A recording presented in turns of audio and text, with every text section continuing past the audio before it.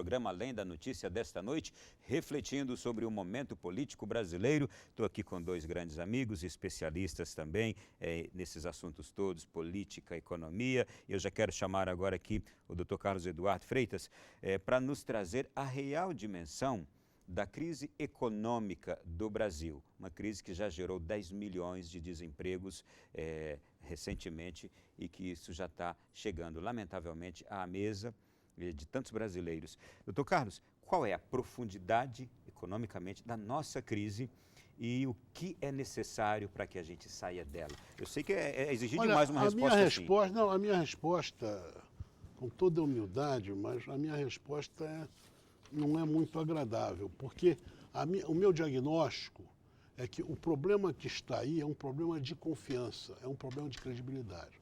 A presidente Dilma, ela fez uma campanha em 2014 com o seguinte discurso: não tem problema nenhum, não é preciso fazer ajuste algum, quem quer fazer ajuste é o candidato da oposição, que vai subir os juros e tirar o alimento da mesa dos pobres.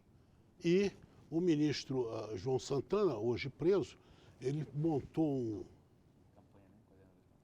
coordenador de campanha, eu confundo sempre com o ministro da propaganda. Não, mas chamavam ele de ministro, de status de ministro porque, mesmo, viu? Enfim, tem razão, professor. Então montou um quadro onde os engravatados se reuniam e tiravam.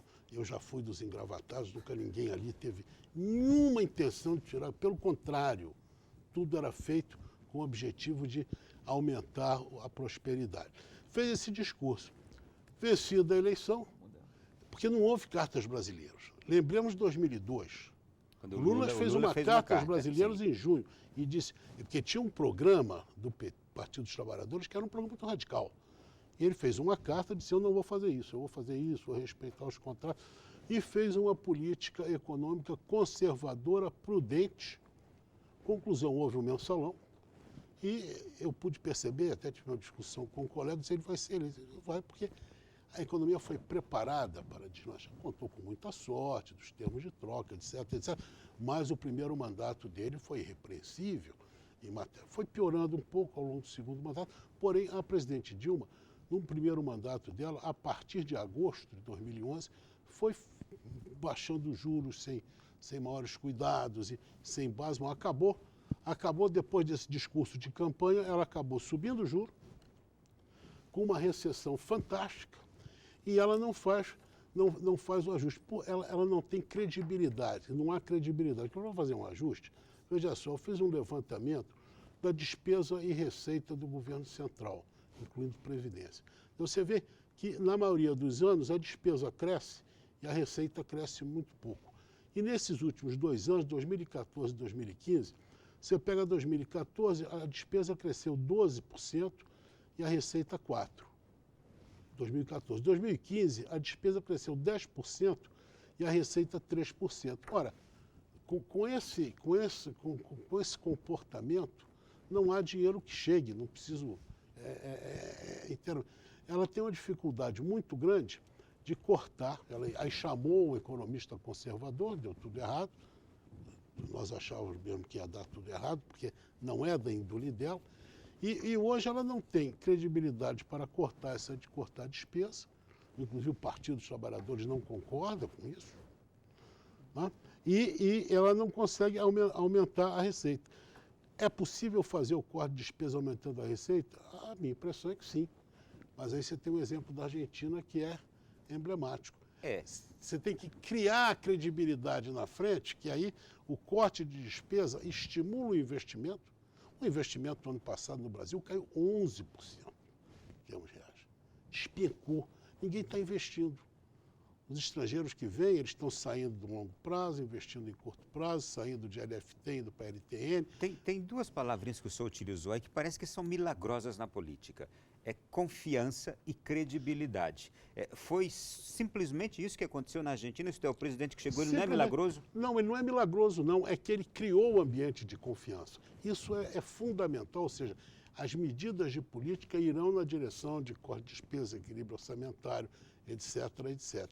Então, o nosso governo, a presidente, ela não tem Ela não tem nada, ela tem uma proposta de reforma da Previdência que o ministro da Previdência não concorda, que é necessário, tem toda a razão, faz efeito a médio prazo, mas estamos vivendo mais. O que a gente vê é um drama. A presidente, ela tem essa proposta, mas o próprio partido dela não a endossa. Não endossa. E também os militantes, seguidores do Partido dos Trabalhadores, não os movimentos sindicais que seguem o Partido dos Trabalhadores não aceitam. Mas se me permitem, Ronaldo, pois não. Nessa nossa conversa, me parece que o seguinte, a necessidade do ajuste fiscal ela é extremamente necessária, isso não tenho o que dizer. Eu acho que o Dr. Carlos colocou muito bem. Se faz um discurso, e é tão verdade isso que o Dr. Carlos fala, que os próprios movimentos sociais, ao longo do ano de 2015, cobram dela.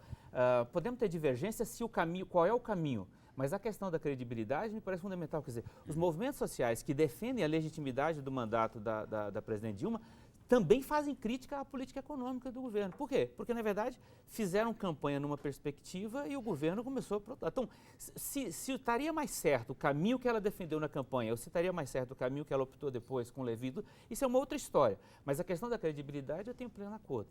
A questão do ajuste fiscal, ele realmente parece extremamente necessário. O problema de ajuste fiscal, na minha avaliação, na história de vários países, e para mim aí também a questão da Argentina não é tão fácil também, não é tão simples, e não sei se é de tão sucesso, é que em geral os ajustes fiscais são feitos retirando recursos das políticas sociais, penalizando os mais pobres. Nós não temos visto ajustes fiscais, por exemplo, que aumentem a arrecadação a partir, por exemplo, da taxação das grandes fortunas. Nós temos um grupo muito pequeno de brasileiros que pagam muito menos impostos que a classe média. A classe média foi às ruas ontem com muita razão, de muita insatisfação, porque a classe média tem sim. Bom, se a gente for fazer a comparação com alguns países, talvez nem tanto a carga tributária, mas a gente pode dizer que é uma carga tributária elevada, mas com relação, de repente, à elite econômica do país, é uma carga tributária da elite muito menor. Então, ajuste fiscal sim, mas quem paga esse ajuste fiscal? Acho que essa discussão precisa ser feita. O doutor Carlos acho que entende até muito melhor disso do que eu, pode comentar, às vezes até posso estar falando alguma besteira, mas acho que quem paga esse ajuste fiscal que deve ser talvez a pauta da discussão, e não a questão da necessidade ou não, porque de fato é necessário. O doutor Carlos mostrou aí, se você está tendo uma receita menor do que gasto, alguma coisa tem que ser feita. Tem que ter corte de gastos, mas também talvez tem que ter aumento de receita. Agora, quem é que paga essa conta? Antes do doutor Carlos falar sobre a questão do ajuste fiscal e que ajuste é necessário, eu gostaria de chamar aqui também a nossa conversa o consultor político Marcos Linhares. Ele fala justamente sobre o que o governo precisaria fazer agora, de fato, para conseguir virar esse jogo. Ele está passando por um momento muito difícil. Ele sentiu que a economia, a cada dia que passa, sem rumo. Chegou que isso já está se manifestando na casa dele, nas finanças dele. Chegou a hora do governo agir. Ela tem que fazer cortes urgentes na máquina pública e tem que mostrar que somente cortando na própria carne é que eles podem conseguir alguma coisa. Doutor Carlos.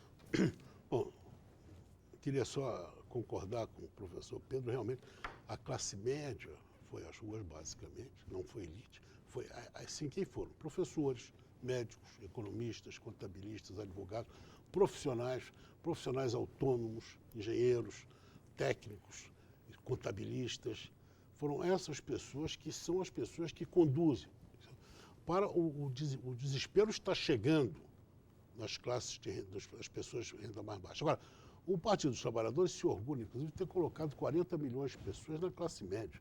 E agora essas pessoas que foram colocadas pela própria política econômica do mesmo partido, estão tendo o seu acesso subtraído, estão dando marcha ré. Então, a insatisfação não deve ser subavaliada, porque isso aqui pode ir num crescendo que pode levar a consequências mais graves. Ou seja, o governo, a primeira coisa, é reconhecimento de realidade, Ronaldo, é 50% da solução. O protesto é muito grave, é muito profundo. Bom, quanto ao ponto do professor, é muito importante. 3 maneiras de fazer ajuste fiscal. Redução das despesas de consumo e investimento do governo, redução dos chamados pagamentos de transferência, que dizem respeito aos programas de seguridade social, basicamente, ou aumento de impostos. A literatura recente diz basicamente o seguinte: desses 3 mecanismos, o mais recessivo, aquele que provoca mais recessão, mais transtorno nas obras, é o aumento de impostos.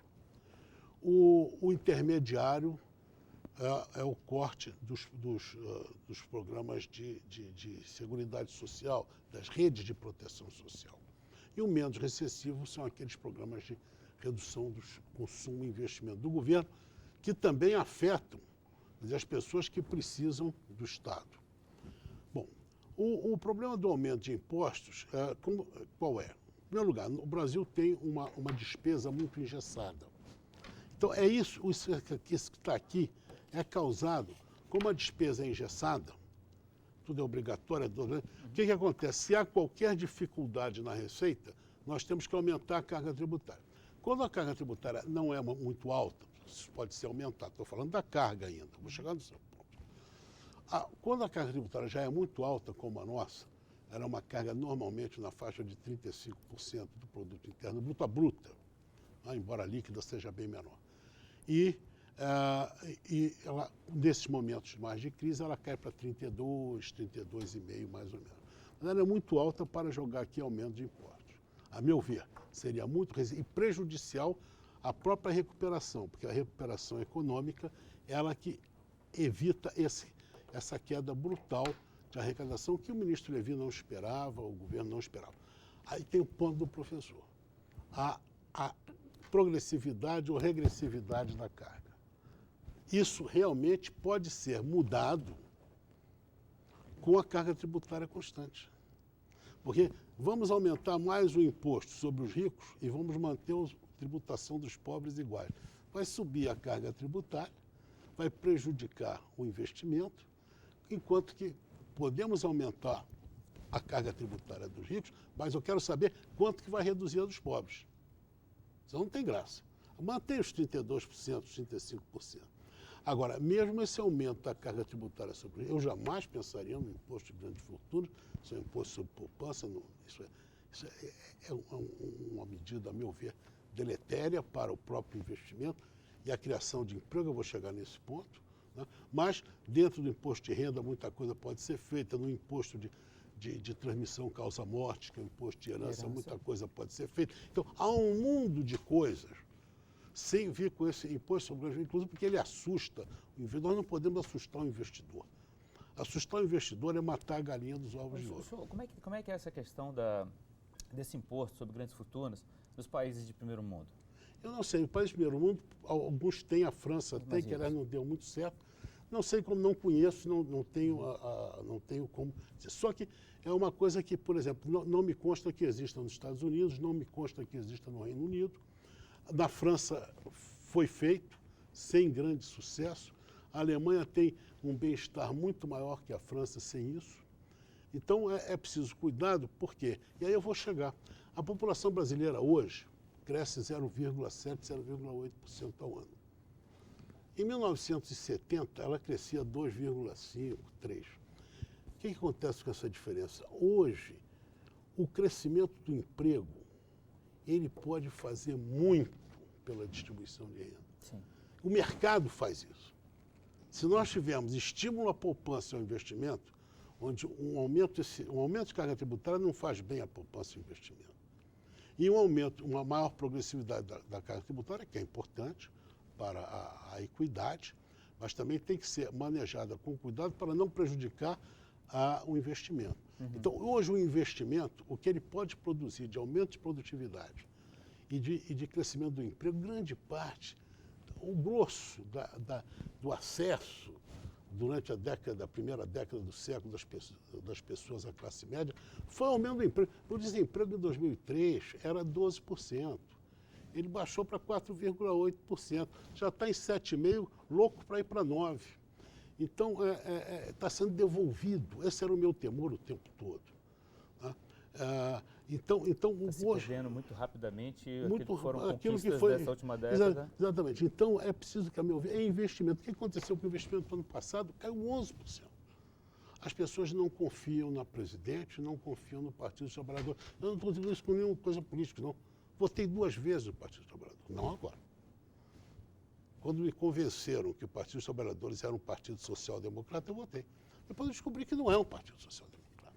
O que ele quer eu não sei, mas não gosto muito. Mas, enfim, isso é só uma Então, aí a gente está falando da situação econômica, que é o que hoje mais dói para os brasileiros, e a solução para essa situação econômica, ela passa pela política. Eu só quero falar sobre a Argentina, professor, dá um segundo. Da Argentina. A Argentina, sim, é claro, o professor tem razão.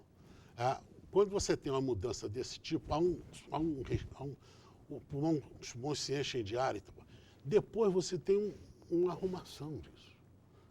Não necessariamente você entra na Terra Prometida.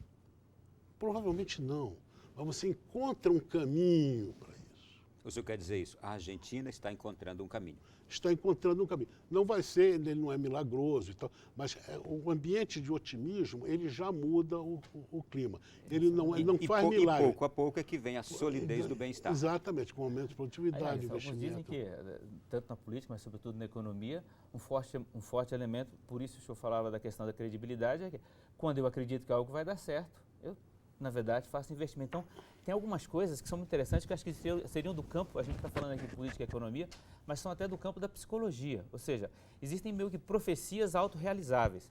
Quando há processo de credibilidade, se acredita, se investe, e quando se investe, se realimenta a própria roda da economia. Quando se perde isso, se corre o risco justamente de se desinveste, e à medida que se desinveste, você vai fazendo exatamente o movimento contrário, né? Ou seja, quase que o seu medo vai provocando que vai acontecer aquilo que você teme, né? O próprio medo provoca aquilo que teme, né?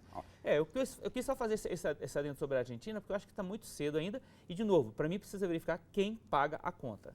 Eu vou fazer o seguinte, já a gente volta para a gente conversar sobre esses caminhos políticos para se chegar novamente a encontrar o caminho econômico. Já, no nosso próximo bloco, vamos comentar um pouco mais sobre as manifestações de ontem e sobre esse protagonismo grande que adquiriu o doutor Sérgio Moro. Até já.